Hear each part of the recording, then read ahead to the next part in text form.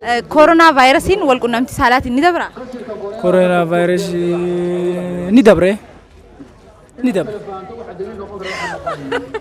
Corona virusin walqunnamtii saalaatiin dabra. Ni dabre. Dhukkubni corona virusin walqunnamtii saalaatiin ni dabra. Walqunnamtii saalaatiin ni dabru. Walqunnamtii saalaa daawwadhaa onuma. Akkas dhageesse daawwadhaa. Yoo baay'isan ni dabaru jaan. Dhukkubni nu siin qabu jechuudha.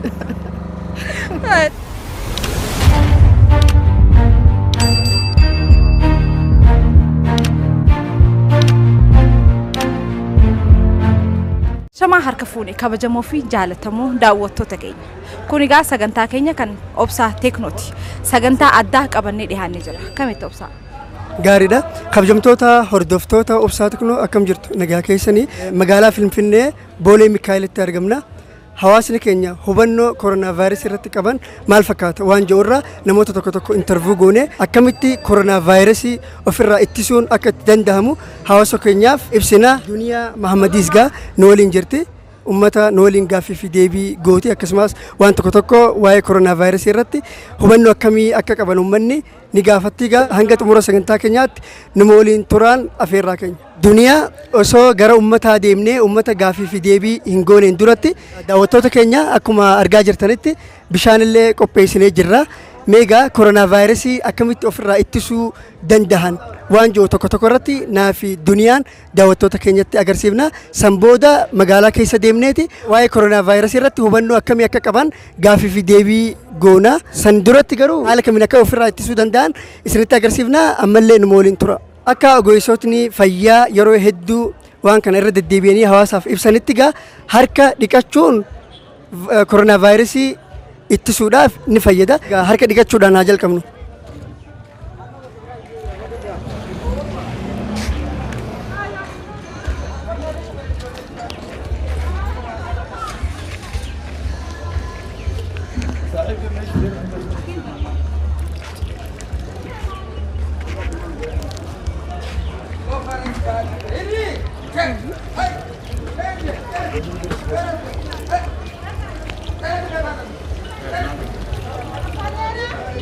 Haala kanaan dhiqachuudhaan gaa fayyaa keenya kan duraa eeggachuudha qabnaan jaan gama kiyyaan. Okay, galatoomii. Hordoftoota keenya gaa duniyaan haala harka itti dhiqattanii koronaa vaayirasii ofirraa ittisuu qabdan isinitti agarsiiftee jirti. Ammas namni akkamitti akka wal dubbisuu qabu haala kamiin akka walirraa fagaachuu akka qabullee isinitti agarsiifna. Nama waliin tura. Koronaa vaayirasii dhageenye? Maali? Dhukkuba koronaa vaayirasii dhageenye? Okay, dhageenye. Kanaafuu? Akkana? Maal goone gaa dhukkuba koronaa vaayirasii dhageenye? Eenyu haa jiru? Maqaan kiyya Hanaan nan jaan. Waa'ee dhukkuba koronaa vaayirasii irraa waan tokko si gaafachuu fi dhukkubni koronaa vaayirasii walqunnamtii saalaatiin ni dabra. Walqunnamtii saalaatiin ni dabru. Walqunnamtii saalaa daawwadhaa onuma. Akkas dhageesse daawwadhaa. Yoo baay'isan ni dabaru jaan. Dhukkubni nu siin qabu jechuudha. Tole mee karaan biraa dhukkubni kun ittiin daddabru maal faadha? Akkiniin dhageetti harka wal tuqachuu, walirraa fagaachuu dhabuu. Bakka ani jiraami. Wal dungachuu. Tole mee dhukkuba kana haala kamiin ofirraa ittisuu dandeenya? Haalli ofirraa ittisuu dandeenyu walirraa fagaachuu. Salaamtaa baay'isuu dhabuu. Nyaata biraa. Harka dhiqachuu, qulqullina qaama keenyaa eeggachuu, qulqullina naannoo eeggachuu. Maali gilaafiin dhabameeti moo ati kana harka irratti miikaa hidhatte? Gilaafii duraan qarshii 40 dura qarshii 200 300 nu godhan. Qaalee sanirraan hin jiru. Alkooliin hin jiru. Saniifuu miikaa uffachuu irra nu caala manutti. Tole galatoomii guddaa. Yaa galatoomii. Duraan dursee maqaa keenyaaf ibsi. Sabboonaa Bulloo jedhama. Koronaa vaayirasiin walqunnamtii saalaatiin ni dabra. Koronaa vaayirasii ni dabre. Ni dabre. Koronaa vaayirasii walqunnamtii saalaatiin dabra. Ni dabre. Tole karaaleen biraa kan ittiin dabru? Karaan inni ittiin dabru tokkoffaa karaa qunnamtii saalaatiinis akkaataa inni itti dabruu qaba.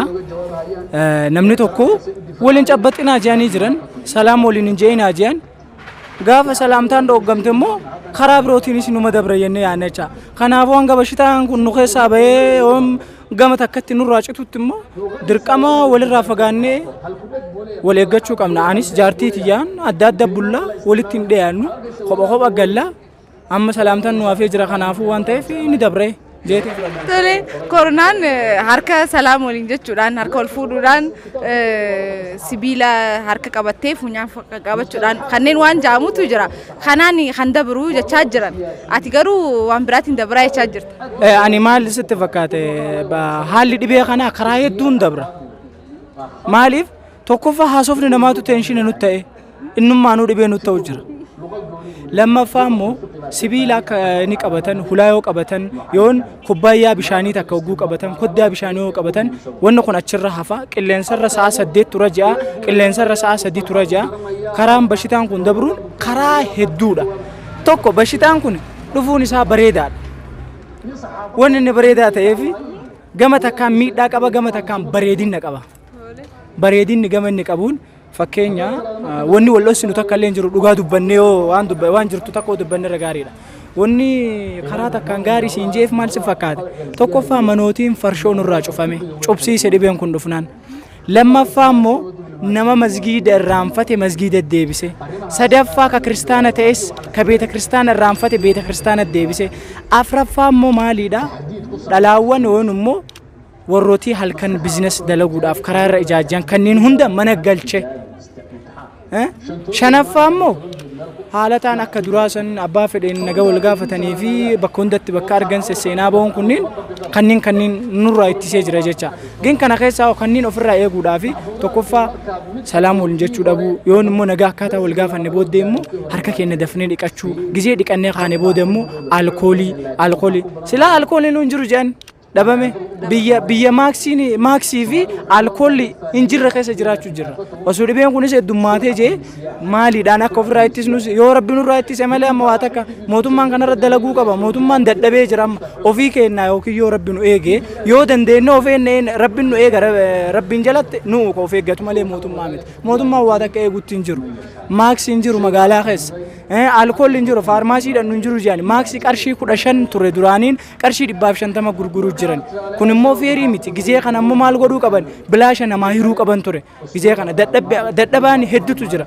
Kanarratti immoo nu hundi keenya osoo sabummaa waliin qoodiin akka jirrutti hoom jennee mootummaa gaafachuu qabna jecha. Kanarratti immoo mootummaan jabaatee dalaguu qaba. Lama sadaffaa maali isinii muun fedha? Warrootii biyya alaa irraa dhufu jiran hanga ammaatti warrootii biyya alaa irraa as seenu immoo ka dhibee kana qabee seenu jiru. Ka dhibee qabee seenu jiru kun dhalataa Itoophiyaa illee haa ta'u yoo Dubaay jiraate Dubaay yoo qabame namni sun as seenuu hin qabu achuma nurraa deebi'u. Kanneen immoo ka biyya galaafachuu jiru.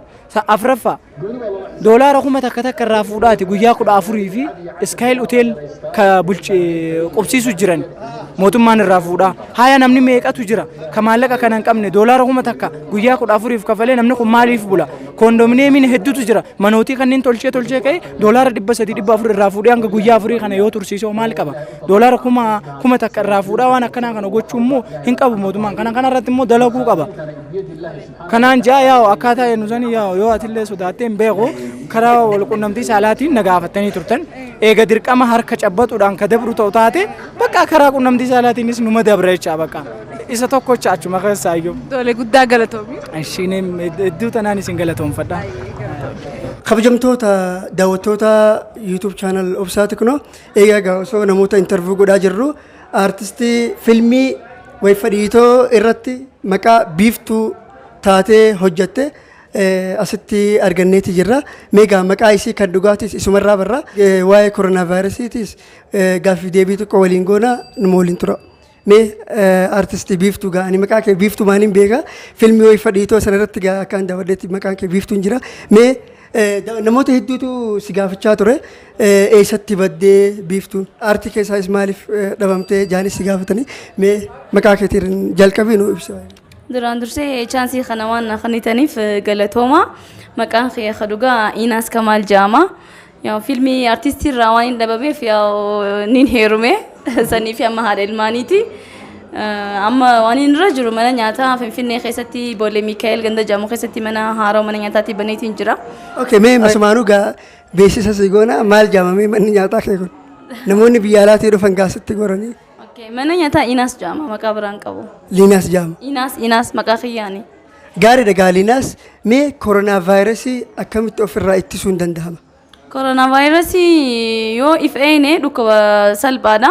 Duraan dursee qulqullina keenyarraa jalqabuu qabna harka dhiqachuudhaan daqiiqaa 20f saamunaadhaan san boodarra mitir lama yoo dandeenye mitir lama fagaannee namarraa fagaachuudhaan alkooliidhaan sanitaayizara fayyadamuudhaan nama fakkeenyaaf mana nyaataatiin qabaa miti duraan dursee hoggu seenan saamunaan harka dhiqatanii eega fayyadaman booda ammaasis alkoolanii kaneenaa fi alkoola fayyadamanii jechuudha. Dalayduun jiraniis qulqullina meeshaa eeganii riiskii waan ta'eef mana nyaataa waan ta'eef qulqullina waan cufamanirraa waan irra taa'anirraa eegalee nyaata keenyarraa meeshaa cufarraahu haalaan feeguu qabanii jechuudha. Gaariidha biyya keenya kana keessatti gaa namoonni yeroo agarru yeroo gaa baasa yaabbatan walitti heddummaatanii kan walirra tattaa'anii deeman faatu jira. Mee bakka hedduutti yeroo baasa qabataniis hiriiraan jechuudha. Walitti maxxananiiti gaa baasa yaabbachuuf keeggatan. Mee maal dhaamtaaf namoota keenya kaa akkasitti haala san hin deemanii? Yoo danda'an stay at home jiran faranjiinuu yoo danda'an mootummaan ammaan tana raftii kanneetti jira break time irra jiranii miti yoo danda'an mana isaaniitti haa taa'an yoo hin dandeenye immoo bakka namni heddummaatee irraa fagaachuu qabanii bakka hafuurri heddummaaturraa bakka yaabbachuu makiinaa itti makiinaa kanas mitir takka amma milikkata godhu jiraniifu bakka yaabbatan jechuudha. Milikkata sana irratti dhadhaabbatanii jechuudha walirraa fagaatanii yaabbachuu qaban. Ani kana yaada kee. Galatoomee Liinaas yaada nu kenniiteef.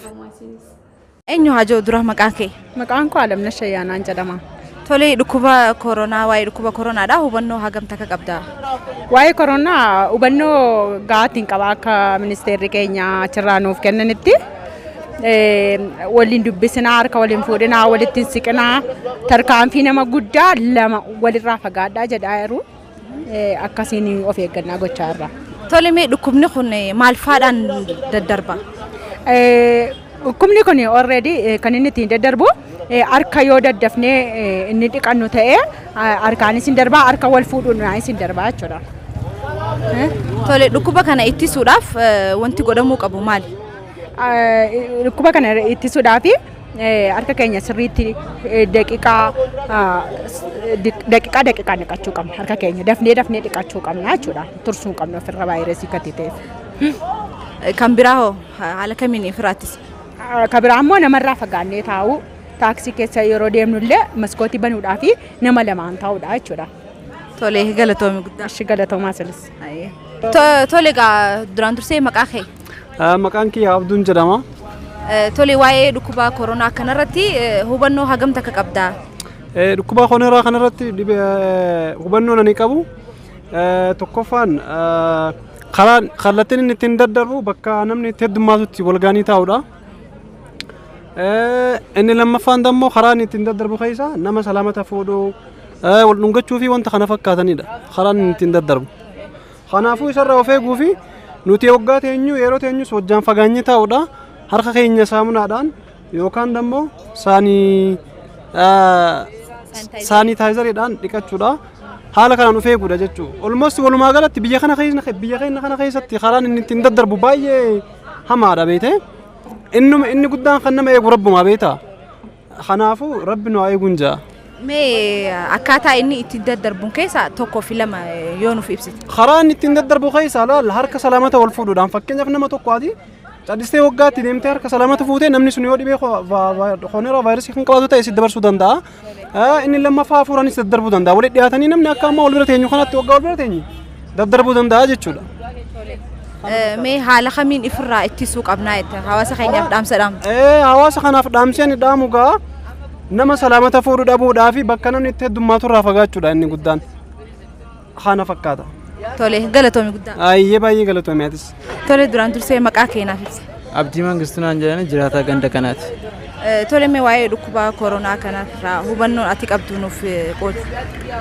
Hubannoo itti qabu akkaataan dhukkubni kun itti daddarbu uummanni keenya eeguudhaaf persentii 75 karaatti uummanni aadaatti uummanni keenya walii galuunitu daddarba dhukkubni kun nagaa wal gaafachuu fa'aa walitti siqanii taa'uu fa'aa wantoonni kun waan nu keessatti mul'atu amma biyyoota chaanaa yoo teessee ilaalte akkaataan isaanitti ta'anii akkaataatti nagaa wal gaafatanii baay'ee walirraa fagoo sanuyyuu amma kana miidhaan xaayilaan nuti immoo yoo teessee wal burkee qabdee yoo teessee ilaalte dhukkubni kun uummata kana fixuu fi baay'ee karaansa bal'aadha jechuudha.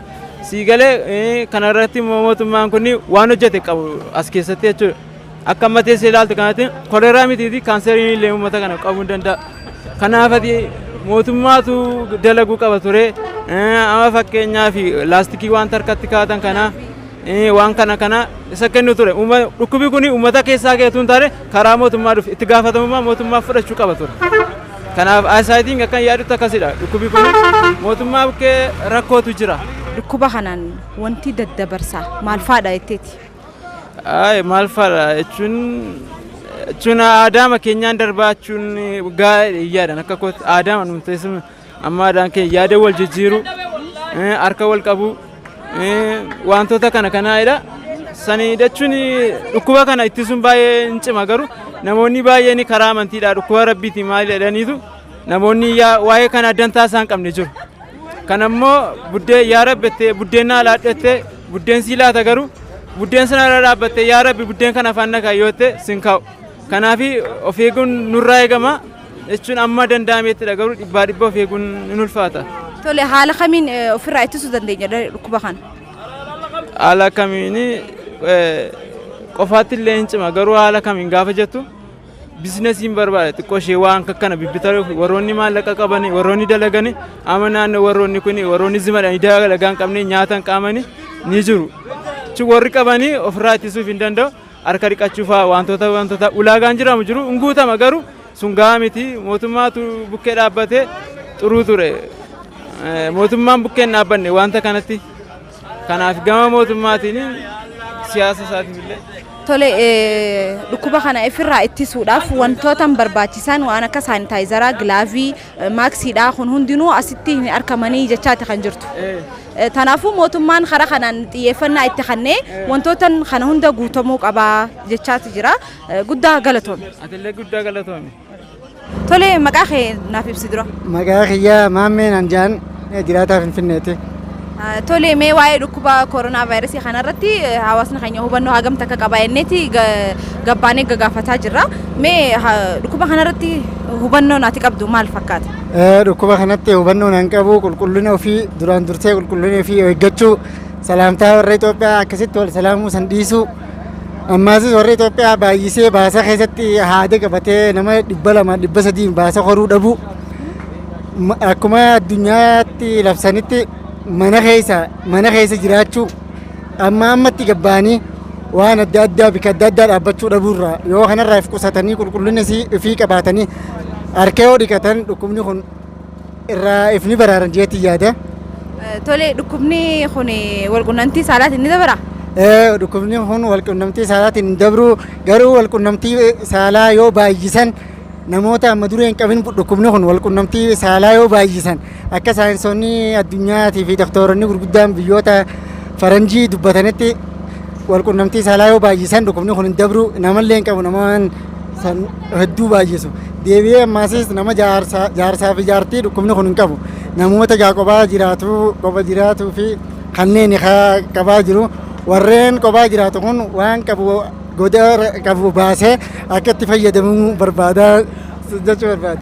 Tole haa mee dhukkuba kana karaa kamiin ofirraa ittisuu dandeenya hawaasa keenyaaf dhaamsa qabaattu yoo jiran? Dhukkubni kun karaa itti ofirraa ittisuu dandeenyu karaa hedduu jira. Harka ol fuudhuu dhabuu barcaallee yoo ta'e mana takka keessatti sanuu mana bal'aa keessatti nama 2 3 4 ol ni gaha. Akka aadaa teenyaatii fi akka namoota keenyaatti mana tokko keessatti nama 10 nama 5 taa'uun hafuura namaarraa harka ol fuudhuurraa namni kun gisee mirqaanee wal irraanfata harka ol fuudhaa qonyee wal dho'aa maal jaa waan kana faana kan ijee aayilaandii itti dhuguu jirtu yookiin bibsii ati dhuguu jirtu kana faa irraachi fagaatee naa kan ijaa kanneen irraa ni dabra. namni keenya irra guddisee waan kana yoo rabbi nama eege malee ilmi namaa ifeegee hin danda'u giin hanga danda'utti namni ilmi namaa kun ifeeguu qaba wal salaamuu fi mana tokko keessatti addummaachuu baasa irrattis baasa qoranii baasa keessatti addummaachuu isin barbaachisu yeroo ammaa tana namuu bikkuma jiru haa ta'u ka baadiyyaa jirus baadiyyumaa ta'u ka magaalaa jirus magaaluma taa'ee ifaa eegu gabba bahuu dhabuu bikka adda addaa deemuu geerota kiyyaa fi hiriyoota kiyya jedhanii bikka adda addaa deemuu fi kanarraas ifaa eeguun jedha.